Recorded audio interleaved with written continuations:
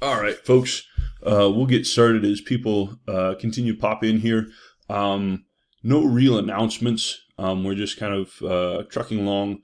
Um, any questions about material that we've covered up to this point?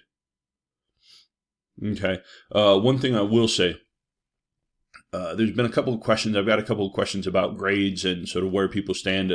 I submitted midterm grades yesterday, and that grade will reflect your best, the average of your best three quizzes to date, plus assumed that you finished the semester with the required 6 hours of research. Okay, so kind of gives you an idea of where you stand right now if you were to continue your current average out through the rest of the semester. Now, if you complete all your extra credit, then this is going to be an underestimate. If you don't complete all 6 hours, that's be an underestimate. Or if your average goes up or down or what have you. But grades are a little bit tricky because, again, research is such a big part. I won't know what your research is until we hit the end of the semester. So it's kind of hard to say, okay, this is where you're at right now with things, which is why I don't have that grade book open. I don't know. I've been getting emails from people with some confusion about their grade or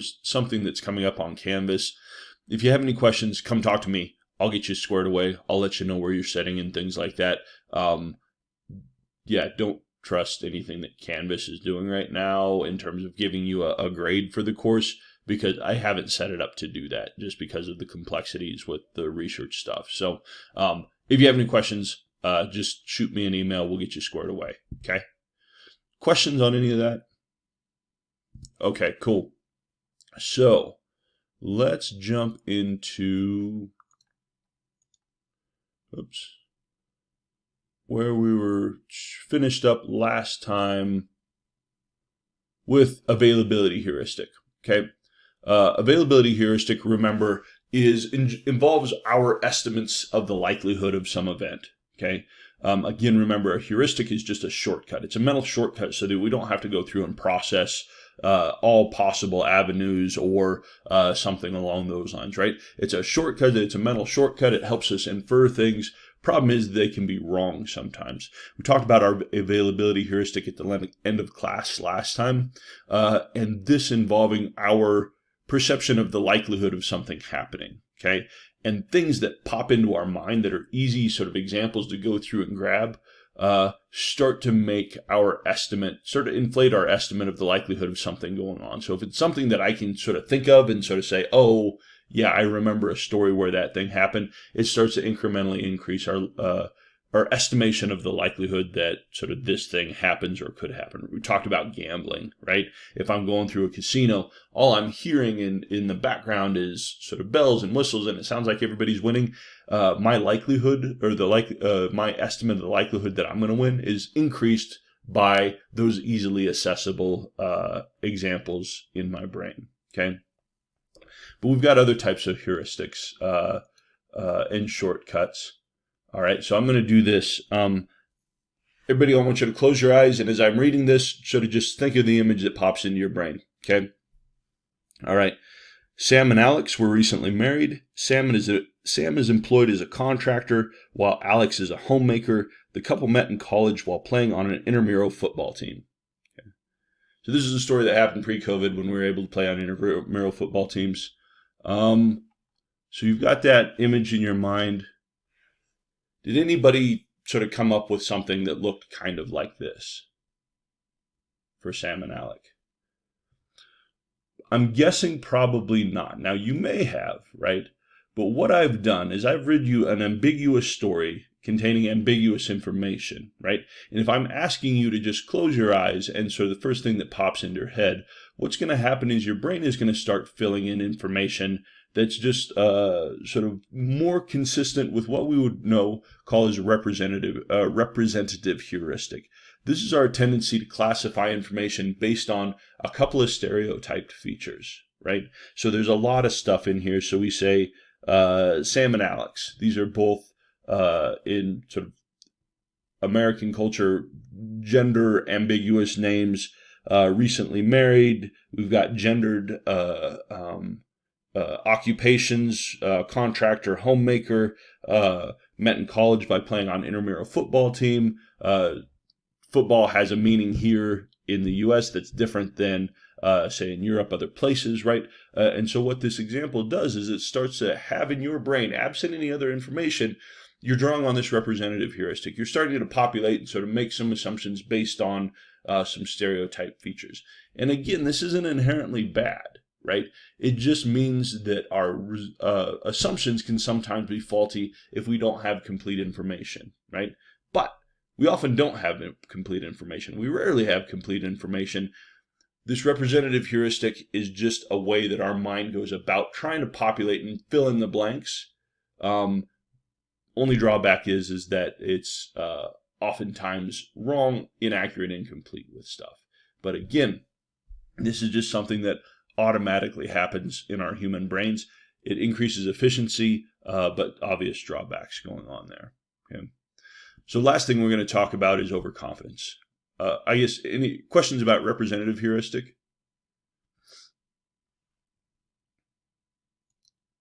Feeling all right with that? All right, cool. Last thing we want to talk about is overconfidence.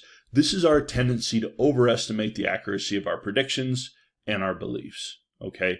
Again, we're humans. Humans don't like to be wrong. We like to be right, right? And what happens is we tend, as almost a universal, people tend to be far more confident in their predictions than their predictions are accurate. Okay? We see this in investing, right? So let's say, like, and this has happened, right? In COVID, people have gone into day trading, right? Well, I got nothing to do with myself, so I'm just like sort of buying and selling stocks online, right?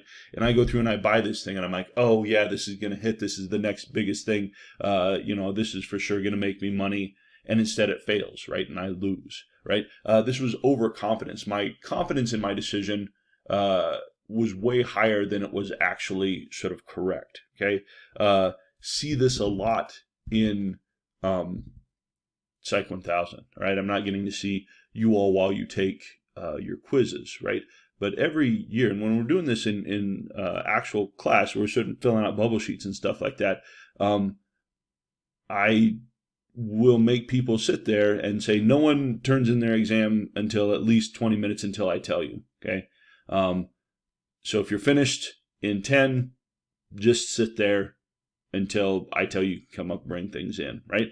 And what you see is people often come up, put down their test, and be like, how did you do? Back, oh, that was awesome. I knocked it out of the park, right? When in fact, you probably oftentimes did quite maybe worse than you thought you did just because of this overconfidence thing. Now, if you're sitting in sort of the classroom and someone else comes in and turns that in their stuff like right away, then that gets in your head, right? Because what do you think? Like, oh, I'm struggling with this. This is taking me a long time.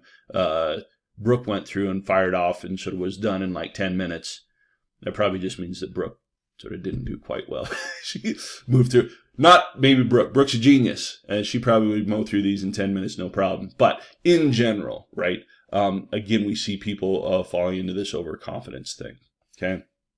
So again, often see this as a problem with eyewitness testimony. We're far more confident in our memory and our identification than we are accurate. So again, all of these three things, stuff that it's hard to overcome. Best thing we can do is just be aware of it.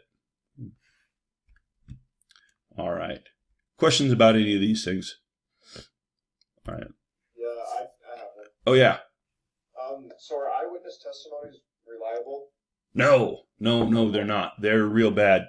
A lot of people have gone to prison for a long time. And it's hard, right? Because they should be accurate, right?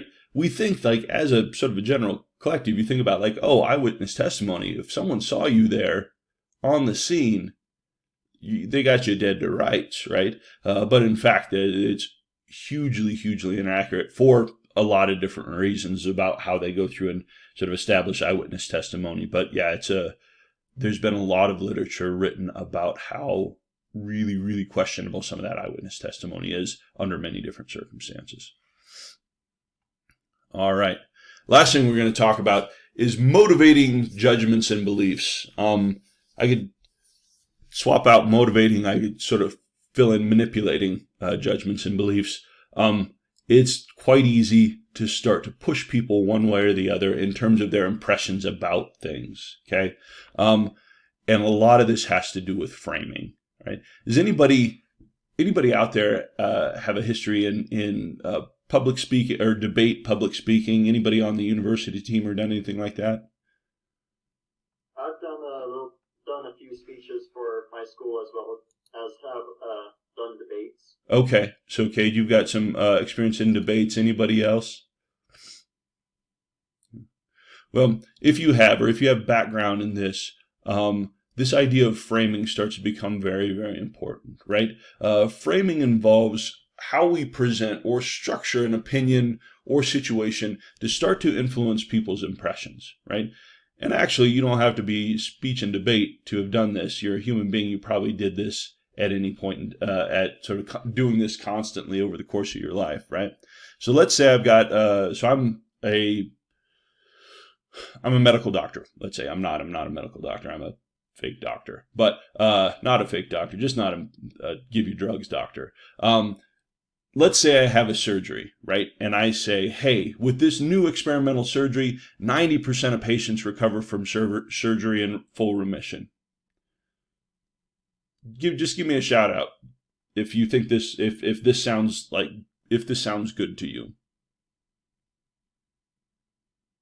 Yes. Okay. It's at 10%. That just kind of. Okay, yeah. So that kind of sets me off a little bit. Okay, yeah. Who's set off a little bit, Jordan? Yeah. What if I said 10% of patients die in surgery? Who's excited about that? Right? And so this is what we've done. It's the same as hypothetical situation, but how I frame this starts to strongly influence your impression of whether or not this is good, or sort of whether or not you might sort of be involved in this yourself, right? 10% of patients recover in full remission. You're like, awesome. That sounds fantastic. Cool. Sign me up. I say, flip it the other way. 10% of patients die. Now, this is kind of a weird, so you either recover in full remission or you perish. That's sort of not a great situation. But how we frame this starts to have a big impact on perceptions, right? And this is huge, huge, huge in politics. We're coming up again close to an election right now. And I don't know, I don't have Facebook. I'm not on Facebook, but I understand that this is how people sort of get ads and stuff like that, because people aren't watching network television a whole lot. But the same issue, depending on how it's framed, can start to wildly push around our opinions. These are actual headlines I had pulled off. GOP-backed voter fraud laws aim to disenfranchise students. You're all students. You excited about being disenfranchised? Probably not. You're like, hey, that's garbage, right? But you see another, and again, this is a real-life example. Voter ID law ensures election security. Election security sounds good, right? I agree with that. Who's not down with election security, right? Same thing, same legislation, very, very different framing, intended to push your perceptions and opinions one way or the other. And we see this all the time, right? And again, politics is just an easy example of sort of how we do this, right? The way we go through and label different issues is intended to sort of push things one way or the another. If you're a PR person, like, this is your heart and soul, this is what you're trying to do, right? How do we frame this thing in a way that starts to influence opinions? Now, some things are fairly straightforward and easy to frame. Some things take a little bit more work to try and sort of frame it in a way that sounds good, and then it ends up sounding ridiculous. But this is going on constantly all the time. And it's not just political sort of groups that do this. Everybody does this, right? Let's say,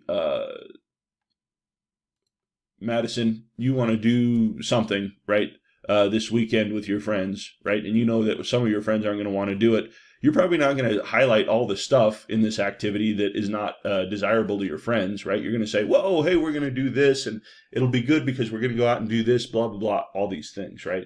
Maybe you want to go hiking or something like that. You're going to leave out the part that could be freezing and snowing, and sort of weather could be terrible. But like, hey, it's COVID. We want to get out and get sort of activity and sort of get some fresh air and things like that, right?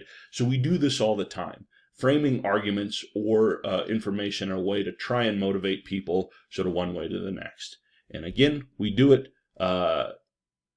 There's not much that we can do to sort of stop it. The best thing we can do is recognize that this goes on, and sort of when we're going through and being exposed to information, say, okay, I see what's going on. Now, maybe I agree with it, maybe I don't, but at least sort of recognizing sort of the efforts to impact judgments and beliefs through framing. Okay. All right. Lecture summary, comprehension check stuff. Make sure that you go through, read that. Any questions on this material before we jump into the next slides? Yeah, Dr. Cliff. Yeah. How, in your experience or opinion, how prevalent is framing in clinical psychology? What do you mean, Jonathan? Your audio is amazing today. I love it. Left the headphones out. Okay. Basically, let's say in clinical psychology, when you're addressing your client or subject or whatever the case may be, patient, I suppose that when you try to get them to come to a conclusion for themselves, or in whatever manner you're going to go about it, would framing be a tool that you use? Yeah, I mean that's a good question, Jonathan. Now, I take exception the way you frame that. It makes me sound like I'm trying to manipulate people, or right. But yeah, I mean and we'll talk about this at the end of the semester. Our cognitive therapies, right?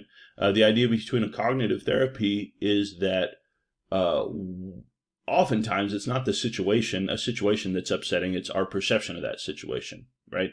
So let's say I struggle with social anxiety. So going and talking, so even walking through the union, again, and when we did those types of things, is difficult for me because I'm afraid I'm going to do something that's going to, people are going to look at me, people will think I'm dumb or I'm stupid, I'm going to embarrass myself, something along those lines, right? And so if I was working with that individual, doing some cognitive work, I might say, okay, well, sort of what evidence do you have that, people think you're dumb or stupid? Well, they looked at me or something like that. Like, okay, well, what else could that mean? Well, it could mean that they were just looking off in that direction, or sort of maybe they liked what I was wearing, or things along those lines, right? And so it's sort of framing that situation differently in a way that's not trying to get people looking at situations in a way that is maybe sort of more grounded in fact and sort of not populated by problematic assumptions or unhelpful assumptions about what other people are thinking, what the potential consequences and things along those lines. And so now, done well, I'm not telling you what to think, right? I'm sort of helping you explore other ways of thinking about a situation and other explanations for things that you might find. But I think you could, I guess, sort of put that under a broad category of trying to frame situations in a way that are maybe more accurate and less prone to elicit feelings of anxiety or things like that. Does that kind of help? Yeah. Okay, yeah. So good connection. Yeah, it's connecting the dots well on that. All right. Here, I'm going to swap this one out for this one.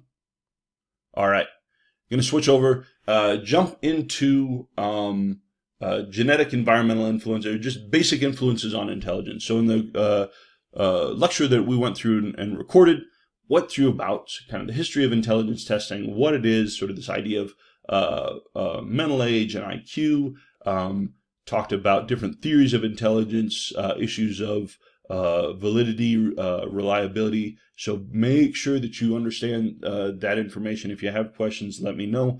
But here we're going to spend some time talking about what types of things start to impact people's intellectual ability.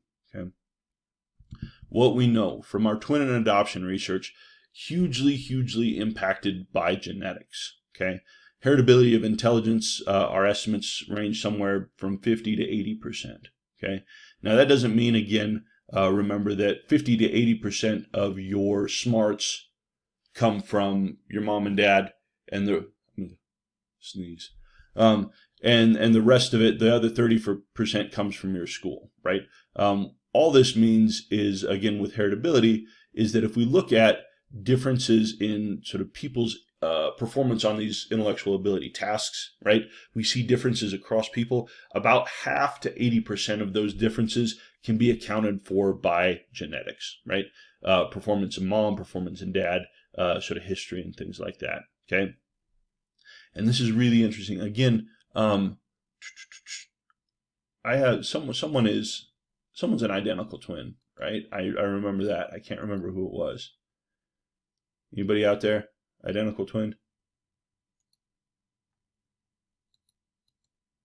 Nothing today. Okay.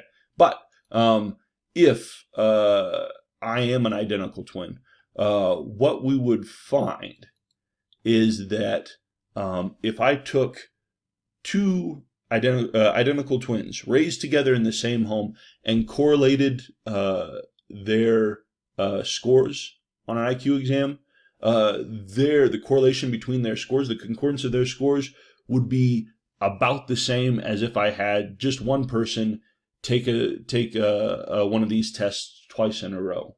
Okay, so the test-retest of a single individual is about the same correlation as two different individuals, two twins raised together in the same home. So just talking about how sort of strongly genes influences intellectual ability or performance on these tests. Okay, but what we see is that the genetic influence on intelligence starts to become more and more apparent with age. Okay, so if we go through and we take a look at adopted children, right? So these are children raised by individuals who are monozygotic MZ twins. Those are monozygotic twins. These are identical twins. Okay. But if we go through and we look at adopted children, so these are individuals being raised by people who have no genetic connection to them. What we see is early on in childhood, right, and maybe elementary school, a modest correlation between the child's IQ and adopted parents. Okay. But as that child approaches adulthood, we see that correlation shrink down until it becomes functionally zero by the time that kid reaches about where your age, where you all are at right now. Okay, what does this tell us? How do we understand? Why does this make kind of sense if we're talking about how strongly intelligence is impacted by heritability? What's maybe driving that early correlation between the adopted children and their adopted parents? Maybe they haven't reached like full mental development, so anything that they're learning is kind of environmental rather than their actual brain being able to fully use its intelligence. Yeah. Colin, you're almost right on target there. What we know is intelligence is pretty stable. Okay. And so I don't know if you meant this, but as you were talking, it sounded like maybe like, oh, brain's not developed all the way, so maybe they haven't hit full strength yet.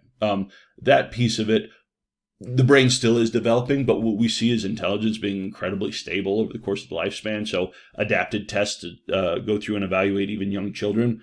That level stays pretty constant across the lifespan. But you're exactly right. Early on, right, if I have adopted parents who are sort of exposed me to books and sort of I go to good schools and things along those lines, all those outside factors, that there's probably going to be some association. But as I get older and older and older, right, and I've been exposed to things, I kind of know stuff, really we see sort of the stronger influence of that genetic impact. So where, depending on where sort of I come in with my genes from my biological family, by the time I hit adulthood, there's functionally zero correlation between my performance on these types of evaluations and my adopted family. Okay, so really, really strong genetic component to or heritability to intelligence. Okay, we also know the important thing to remember, as with all complex traits, intellectual ability is determined by multiple genes. There's no one smarts gene. I don't have an IQ gene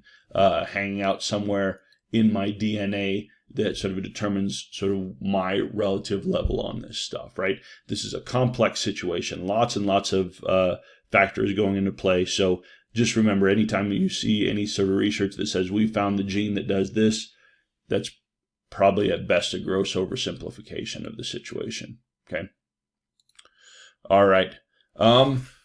Biological correlates. What types of things are there's things that we can identify that are associated with general ability, right? And we do have some evidence that physical characteristics of the brain are sort of kind of associated with intellectual performance. So correlation between IQ and brain volume, 0.33, okay?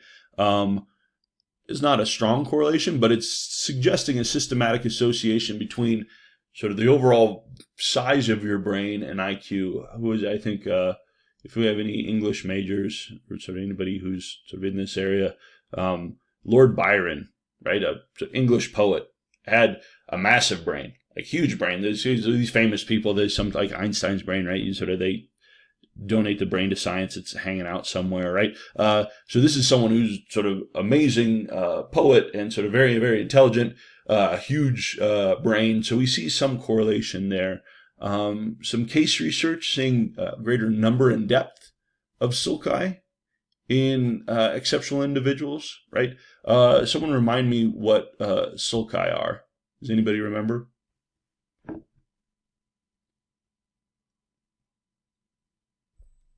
The ridges in your brain. Yeah, the ridges in your brain, right? And if I have a bigger brain, if we take that cortex and flatten it out, right? And we have our cortex is all folded up so we can get more in our head, right? But if I got a bigger cortex and I got to pack it all into my skull, right? We're going to see bigger and deeper folds, okay? We also see some evidence that some exceptional individuals have really large enlargement in specific areas of the brain, like Einstein, sort of lobes or portions that are associated with sort of mathematical reasoning or sort of involved in that, right? Starting to see larger than normal areas in those. And so we do have some evidence of some physiological basis for mental ability, right? It's not that your sort of features or characteristics of your brain are uncorrelated with intelligence, but remember that an association doesn't indicate causality. We don't know why, right? We don't understand exactly how this works, but we do see some correlation between physical characteristics of your brain and overall intellectual performance. Yeah. We also see despite sort of the genes and the biology and the physiology, we do see that environment does have an impact. Okay. Again, even if we say that intelligence is 80% heritable, that's still another 20%. That's a decent chunk of the differences we see across people that has to be due to something. And sort of the assumption is this is environmental factors coming through and working in. What we see if we have monozygotic twins or identical twins who are raised apart in different families, right? Those two twins are going to be less similar in terms of their intellectual ability than if we see identical twins raised together. Okay, and so the only way we can understand this is that there's some difference or some influence of environment, right? So if I have an identical twin and that identical twin was adopted and lived completely somewhere else, he and I are going to be less similar in terms of performance on these tasks than if I grew up, I'm an identical twin, I grew up with my twin in the same household, right? So some evidence of some environmental factors there. We also see an impact of early adaptive environment, okay? Again, we've used this example a couple times, and it's an unfortunate natural experiment, but we have around the world we have around the world examples of individuals who have or countries or sort of areas where kids have been kind of parked in orphanages with little attention, little care, and sort of a very sort of kind of impoverished environment. And we start to see negative impacts on intellectual ability, academic ability in kids who haven't had those early environmental opportunities. Same thing in impoverished communities, right? If I grew up in an area where I don't know where I'm going to stay, where I'm going to live, sort of my basic my basic sort of needs aren't being met, right? think about Maslow's hierarchy of needs. If my basic needs aren't being met, sort of my ability to sort of focus on academics, performance, things like that is going to go down, right? And so we see individuals who are coming from impoverished communities tend not to do quite as well on some of this stuff, even when they're matched with people of the same characteristics, so who are coming from areas where there's not those types of environmental deficits. So that we know environment does have an impact, and particularly in the extreme. If I take a kid and lock them in a closet and sort of don't interact with them and sort of never allow them to do anything, we're going to see deficits in performance on some of this stuff. Natalie, I see in the chat you asked if it's unethical to separate twins. Not unethical. I mean, stuff in adoption has gotten sort of more open to scrutiny, and sort of the best practices for adoption have changed relative to where they were, 30, 40 years ago. If you want, but there are things that happen that are unethical. There's a documentary called, what is it? Three Identical Strangers. Is that what it is? Yeah, it's very, very, very good. Some really, I would say, horrible stuff going on in that, in terms of how sort of that all came to be. But twins it's not unethical. Well, I don't know. You might have a different opinion, but I guess the general stance in terms of adoption is it's not unethical to go through and separate folks. But that's a good question. All right. Back to early environmental influences. So we know biology, genetics, big, probably the most impact on stuff. Okay. But we do have environmental impacts, particularly in the extreme. But we've got a whole area, right? A whole sort of general kind of a area of commerce that's directed towards making your baby a genius, right? And if I'm a parent, right, and I want the best for my kid, right, I want my kid to be a genius. And boy, if I can buy this product to make my kid a genius, yeah, sure. Why wouldn't I do that? Problem is there's a ceiling on the impact of early environment, right? Now, if I'm not getting food or shelter or protection or interpersonal contact, and sort of am not able to go to reasonable schools, then yeah, I could see an impact. But if you're just hanging out with your kid, interacting with your kid, letting your kid play and do stuff, teaching them words, reading them books and things along those lines, they're going to be fine. They're going to be awesome, right?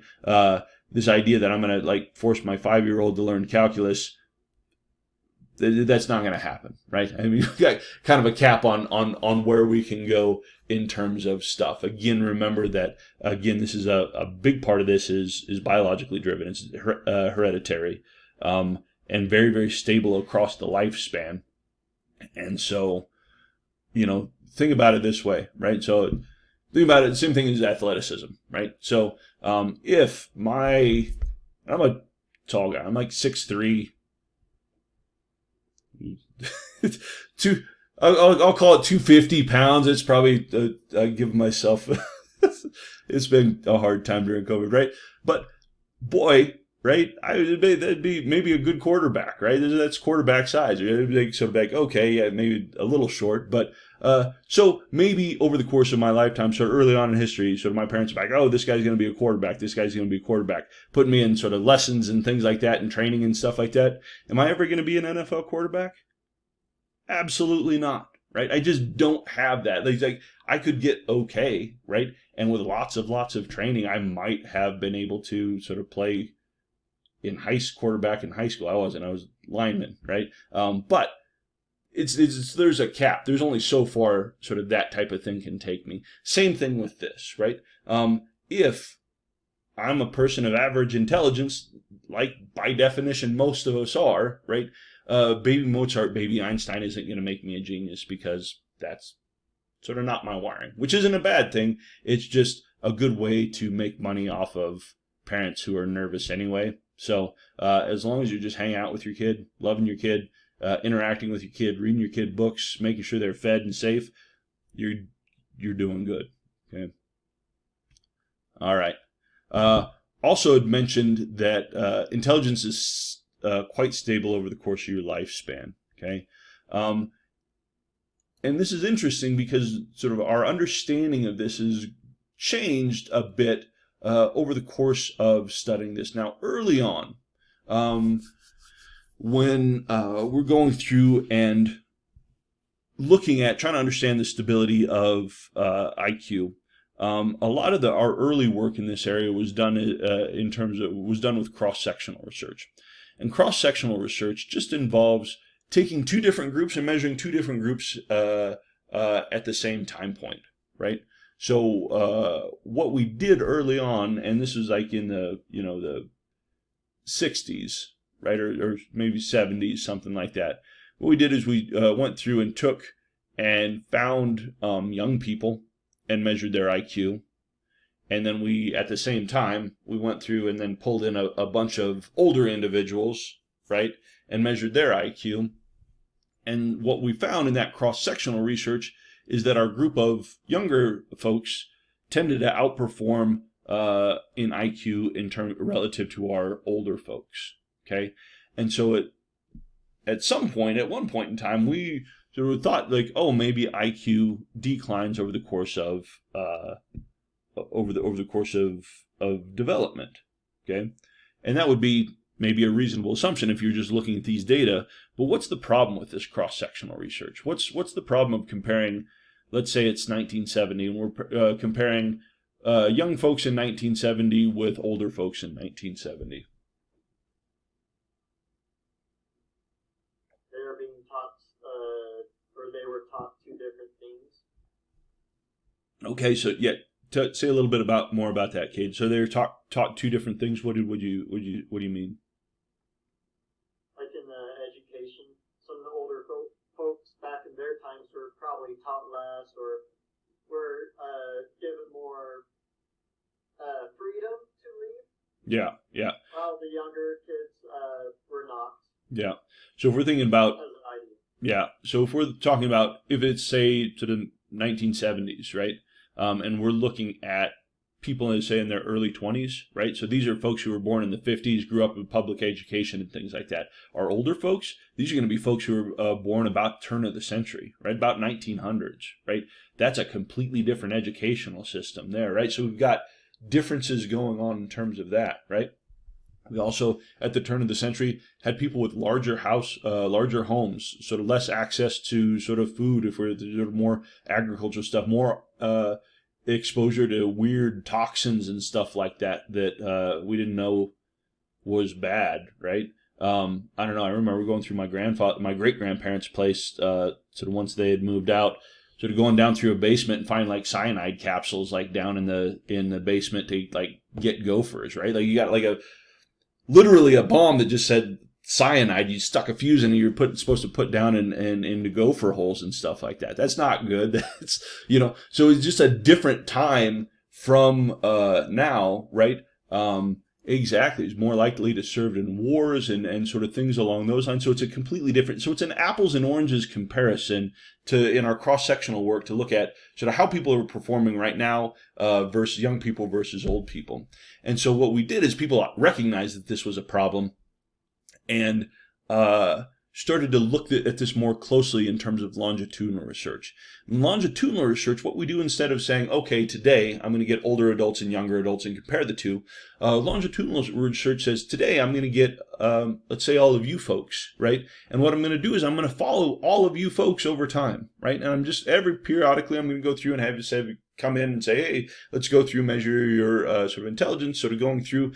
And what we see with our longitudinal research is that your score, your performance remains very, very stable until we start to get into late adulthood, sort of older adulthood. Then we start to see some cognitive declines. And so different, sort of just highlighting that depending on how we go about looking at things can give us very different pictures, right? Our cross-sectional apples and oranges comparison gave us some misleading information about the stability of intelligence, when we look at it via longitudinal studies, we see that if we get the same group of people, follow them over time, looks pretty stable. Okay. People see the difference between the cross-sectional research and the longitudinal research. Okay. But as we start to get more and more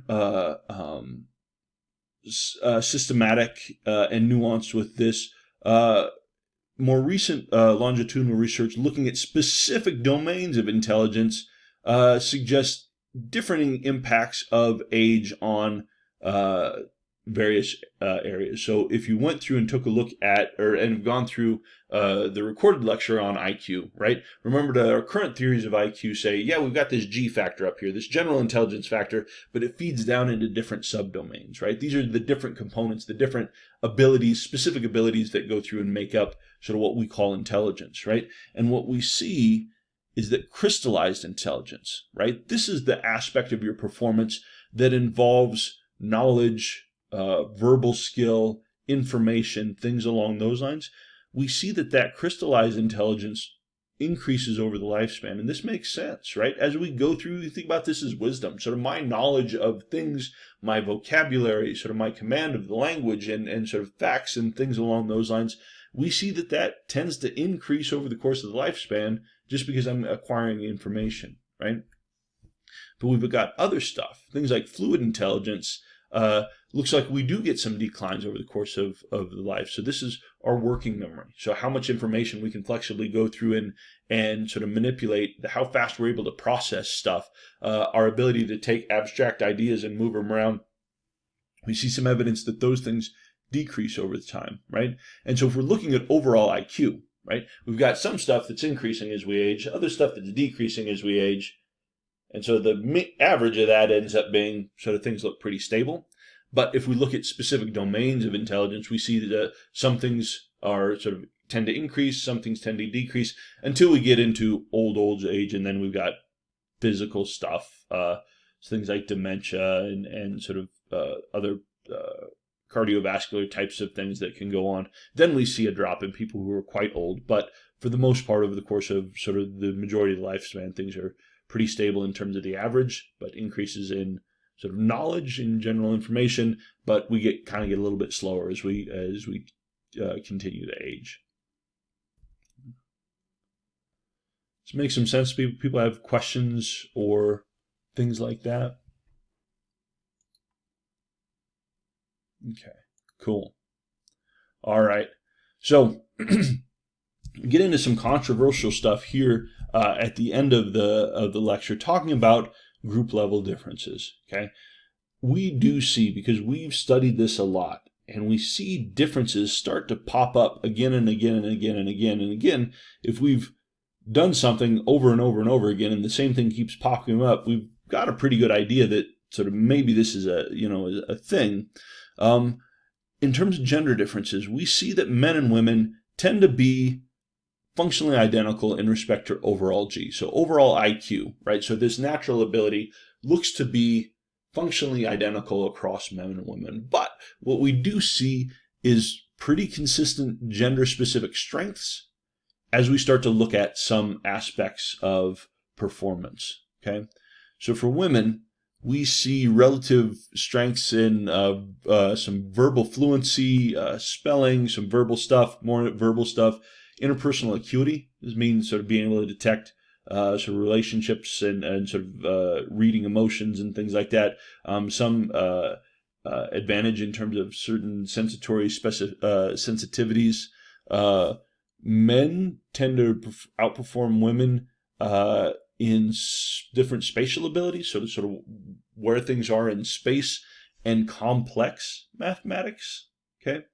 And so again, these are things that have come up again and again and again and again and are super, super controversial. But if they keep coming up again and again and again, it's hard to discredit these as something that's not sort of accurate, right? And so then the big question starts to be, so why? Why do we see these differences across men and women? Okay.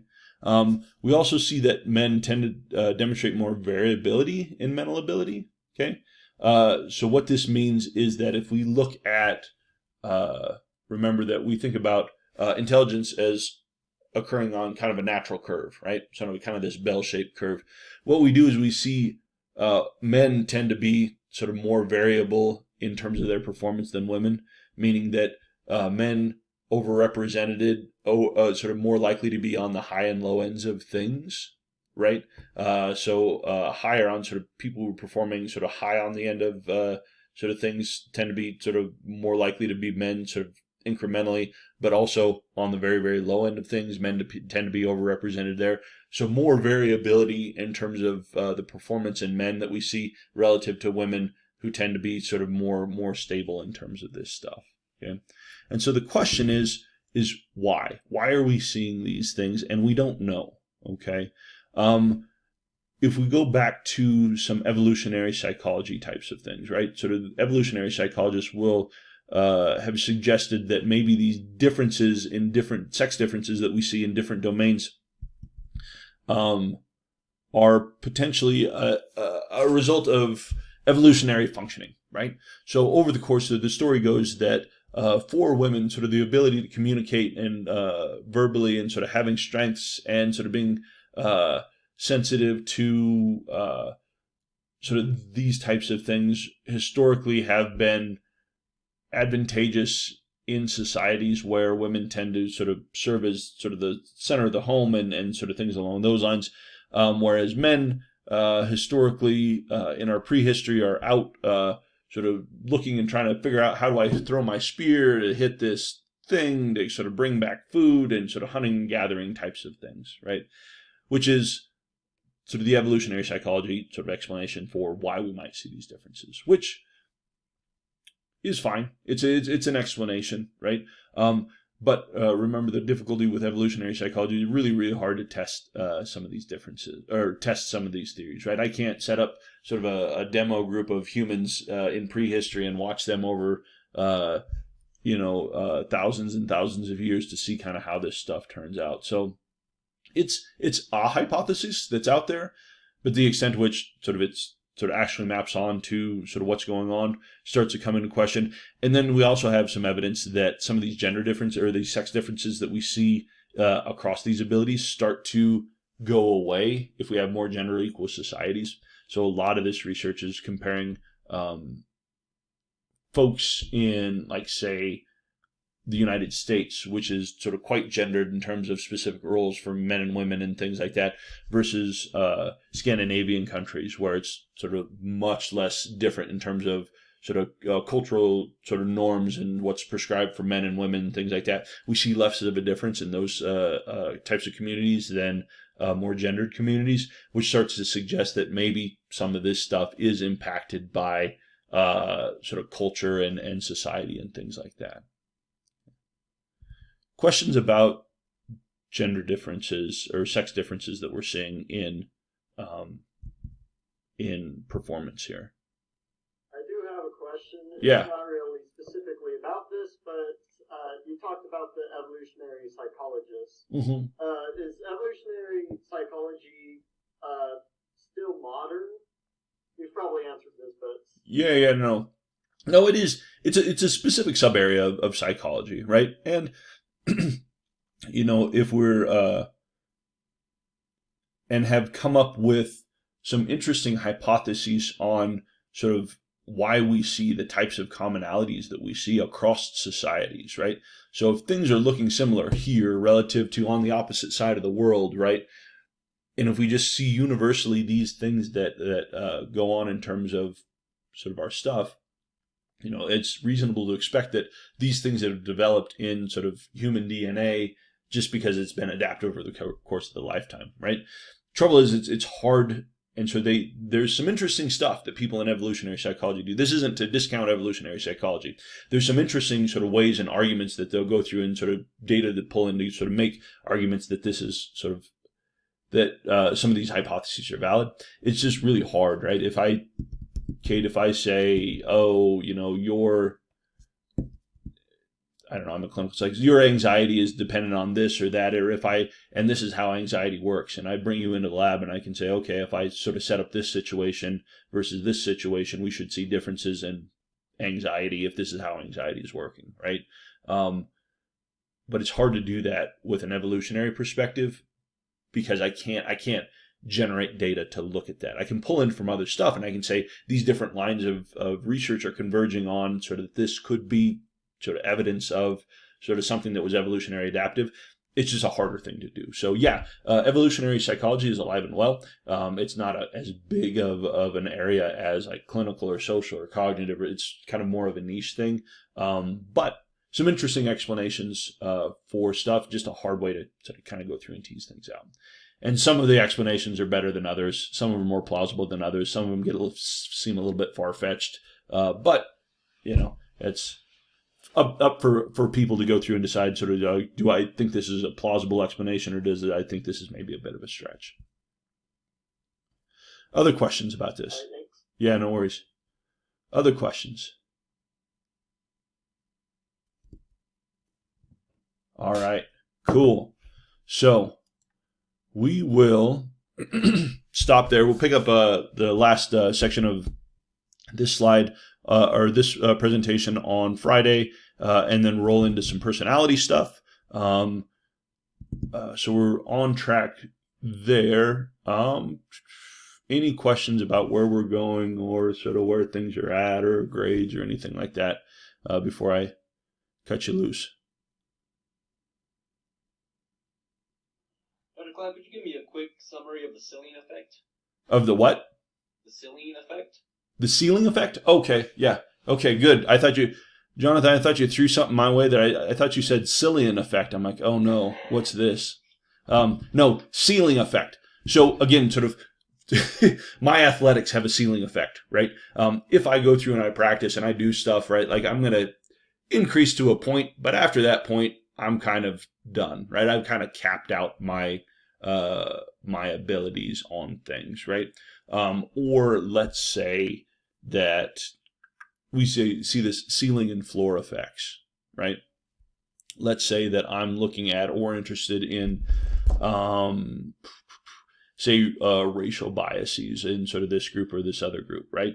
But if no one in my sample is endorsing sort of racial biases towards things, right? Then I would have a floor effect. Well, everybody's reporting sort of nothing, and so there's not much to go through and work with this. So it's a used in psychological science as a term to identify when on a measure or something like that, everybody's super high or everybody's super low, right? So we don't get much variability. But in terms of our performance here and thinking about intelligence, we talk about this being stable. My wife is a school psychologist and sort of does a lot of work with testing and sort of working in the schools and things like that. And we'll sometimes talk about that G factor is kind of like your engine, right? If I've got, and different people coming in with different capacities. So if I come in, if I'm sort of my just sort of general intelligence factor is lower, right? Than maybe average or other people's, right? I can maybe still go to, I can still go to university and I can still be successful. I can be successful in school. It's just going to be a little bit harder for me, right? I might have to study more. I might have to take more time and things like that. Whereas someone who maybe is just, has higher ability just sort of naturally, it's just going to be an easier thing for them to pick up, right? Sort of the things that are hard for me may not be hard for someone else just because they're sort of able to sort of pick things up or process things a little bit more quickly, right? Same thing going to athletics, sort of these things that I'm doing, sort of like I'm running and sort of trying to do these different drills or things along those lines, going to be a lot easier for someone who just has raw natural athletic ability, right?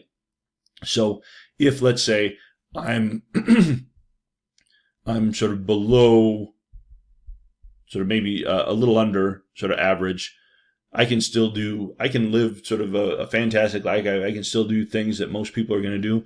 But my chances of sort of getting a PhD in astrophysics is probably going to be hard, right? Just because of the complexity and the specificity of that. Probably going to hit a ceiling effect on sort of where I'm sort of able to go through and process and stuff like that. And this starts to become a big issue when we're talking about folks with intellectual disabilities and trying to think about like, okay, sort of what should we do in terms of developing programming expectations and things along those lines, right?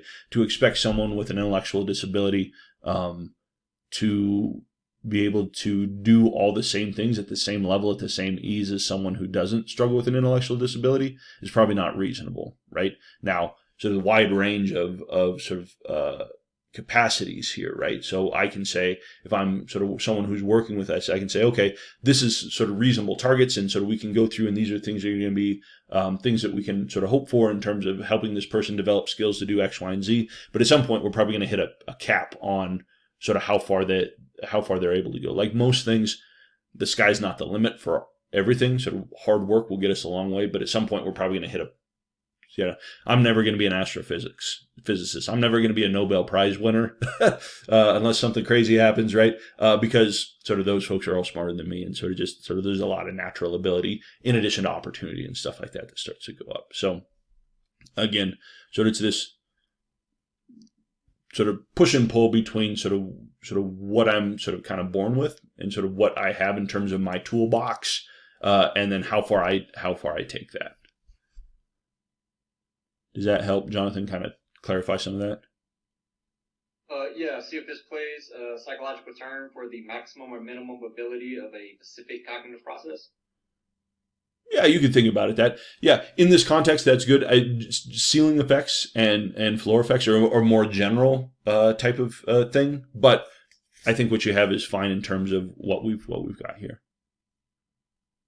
Good, thanks. No problem. All right, anything else? All right. Thanks for hanging in there. You folks are rock stars. Let me know if you have any questions or anything like that. Otherwise, we'll catch you on Friday. We'll see ya. Thank you, Professor. Thank you.